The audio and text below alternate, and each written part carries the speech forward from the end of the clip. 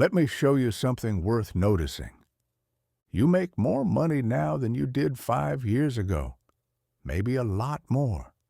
But if someone asked you whether your life feels meaningfully different, you'd probably hesitate. You'd think about it. And that hesitation tells you something. This isn't about gratitude or perspective. It's about a specific pattern that shows up in almost everyone's financial life.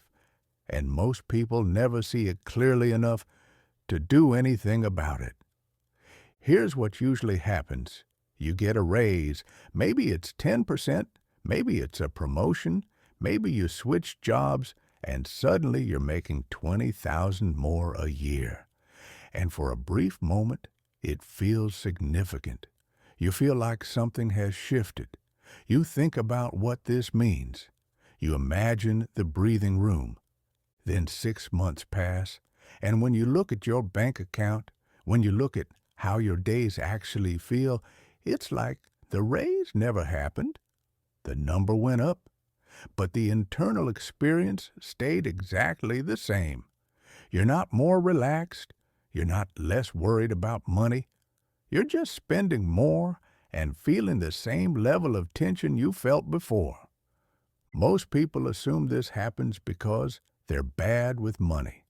They think it's a discipline problem. They tell themselves they need a budget. They need to be more intentional. They need to stop spending on things they don't need. And maybe that's part of it. But that explanation misses what's actually going on underneath. What's really happening is something called lifestyle creep. And it's not just about spending. It's about how your brain recalibrates to every new level of income as if it were the baseline. It's about how quickly comfort turns into expectation, and expectation turns into necessity. When you made $40,000 a year, going out to dinner once a week felt like a treat. You thought about it. You planned for it. It had weight. Now you make $70,000, and going out to dinner is just what you do. It doesn't feel like a decision anymore. It feels like maintenance. And because it doesn't feel like a decision, it doesn't register as spending. It just registers as life. The same thing happens with your apartment, with your car, with the small upgrades you make without thinking about them. You don't sit down and say, I'm going to start spending more now. You just start spending more because the new income creates space. And that space fills automatically. And once it fills, it doesn't feel like excess. It feels like baseline. This is why people who make $200,000 a year often feel just as stretched as people who make $60,000. It's not that their problems are the same. It's that their expectations rise in proportion to their income, and the gap between what they earn and what they feel they need stays roughly constant. You can see this in the data. Studies on income and happiness show that after a certain point, more money stops improving day-to-day emotional experience. Not because money doesn't matter, but because most people use additional income to buy a more expensive version of the life they already have, rather than to buy time, freedom, or optionality. And those things, time and freedom and optionality, are what actually change how life feels. Here's the other part. Lifestyle creep doesn't just lock you into higher spending. It locks you into needing the income that supports that spending, which means it locks you into the job, into the schedule, into the set of trade-offs you're currently making. You might not love what you're doing. You might dream about something different, but now you need the $70,000 or the $100,000 or the $150,000 because your life is built around it. And this is where it stops being a personal finance issue and starts being an identity issue. Because the life you've built starts to define what feels possible. You tell yourself, You can't take a pay cut to try something new because you have obligations now. You have a mortgage. You have kids in a certain school district. You have a lifestyle that people expect from you. And all of that might be true.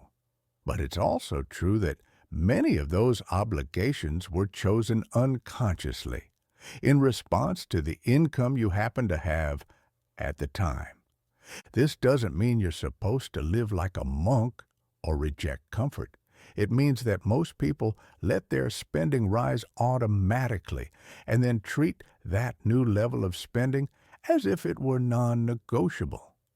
They never stop to ask which parts of the increase actually matter, which parts make life better, and which parts just raise the floor of what normal feels like. Because that's the real trap. Not that you spend more, but that you stop being able to imagine spending less. You lose the ability to see your own expenses as flexible.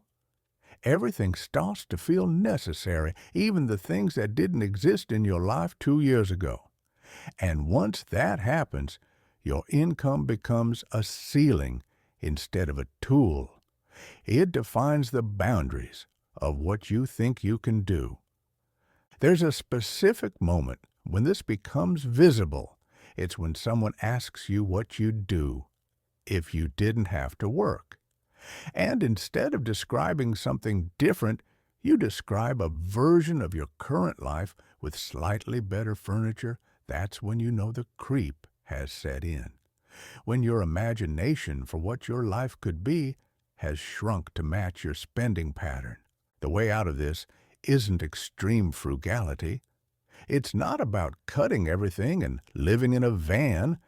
It's about building slack into your financial life before you need it. It's about treating raises as opportunities to widen the gap between what you earn and what you need, rather than as permission to upgrade your baseline. Some people do this instinctively. When their income goes up, they don't change much. They save the difference. They invest it.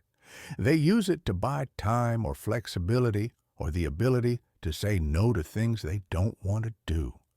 And because they do that, their income growth actually changes their life. It opens doors. It creates options. It makes the future feel different. But most people don't do this. Most people let the creep happen silently, month by month, until one day they wake up making twice what they used to make and feeling exactly the same level of financial pressure they always felt. And by then it's hard to reverse, because reversing it would mean downgrading, and downgrading feels like failure even when it isn't. Here's what makes this tricky. The things that lifestyle creep buys are often good things. A safer neighborhood, a nicer apartment, better food, a car that doesn't break down. These aren't frivolous purchases. They're real improvements, and that makes it harder to see the pattern, because each individual upgrade feels justified. It's only when you zoom out that you realize the cumulative effect is a life that costs twice as much and doesn't feel twice as good. The question isn't whether those things are worth it. The question is whether you chose them or whether they chose you, whether you decided what mattered and spent accordingly, or whether you just spent more because you could and then built a life around that spending. And this is where the psychology gets tricky, because once your life is built around a certain level of spending, it's not just your budget that resists change. It's your identity. It's how you see yourself. It's what you think someone like you is supposed to have. And that's much harder to unwind than a subscription or a car payment. The people who escape this pattern tend to have one thing in common. They treat their lifestyle as something they design, not something that happens to them. They know what they actually care about, and they're willing to let everything else stay cheap or minimal. They're not trying to optimize every area of life. They're trying to protect the areas that matter by keeping the other areas from inflating. This means they might live in a smaller place than they could afford because they care more about saving than square footage. Or they might drive an old car because they care more about time than status. Or they might skip the expensive vacation because they care more about not being locked into their job than about going somewhere impressive. These aren't sacrifices to them. They're trade-offs. And the reason they feel like trade-offs instead of deprivation is because these people have clarity about what they're trading for. They're not cutting spending to cut spending. They're cutting spending to buy freedom. And freedom is worth more than almost anything you can buy with money. You can't apply this retroactively. You can't undo 5 years of lifestyle creep in a month. But you can stop it from continuing. You can decide that the next raise, the next bonus, the next increase in income doesn't get absorbed into spending. It gets absorbed into margin, into breathing room, into the ability to make different choices later. And if you do that, if you actually protect that gap, something interesting happens. Your income keeps growing, but your lifestyle stays stable. And that gap becomes the foundation for everything else. It's how you leave a job you hate. It's how you take a year off. It's how you start something new without betting everything. It's how you stop feeling trapped by the life you built. This won't make you rich, but it will make your life feel different. It will give you the thing most people never get, which is the sense that your income growth is actually cumulative, that it's building towards something, that it's changing not just your bank account, but your sense of what's possible. Most people spend their whole lives making more and feeling the same. They never get ahead because ahead keeps moving. The goal isn't to stop wanting things. The goal is to stop letting your wants expand automatically to match your income, to build a life where more money actually means more freedom instead of just more expensive sameness. Thanks for watching. Subscribe and turn on notifications so you don't miss what's next.